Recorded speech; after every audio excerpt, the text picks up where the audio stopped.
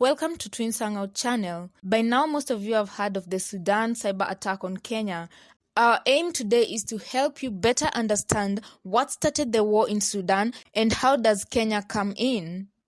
Negotiations on how to integrate the RSF, which is the Rapid Support Forces for Sudan, into the Sudanese Armed Forces, SAF, led to the clashes because the two bodies could not agree on who will exercise the ultimate control over the combatants.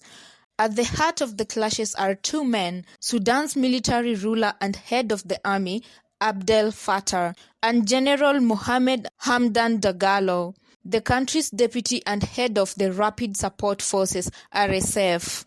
On July 27th, Kenyan ICTCS Eliud Owalo confirmed there was a cyber attack on the Kenyan government e-citizen platform. He further stated that there was no data that was accessed or lost.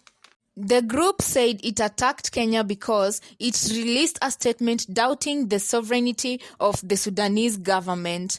Other than the e-citizen platform, Safaricom's M-Pesa and Kenya Power was also affected by the anonymous Sudan's cyber attack. Before these attacks, Kenyan President William Ruto was chosen to head a ceasefire dialogue on the country's crisis. ASF military leader General Abdel Fattah rejected the nomination on claims that Kenya was not neutral. The general further stated that Kenya supposedly continued to harbor the same members of the RSF.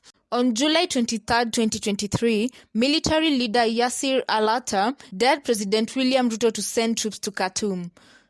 According to General Alatta, Sudan military is prepared to defend the country against foreign intervention. Let us know your thoughts and opinion on this matter on the comment section. Should Kenya's President William Ruto continue to spearhead these talks, or should Kenya just mind its own business? Please let us know what you think.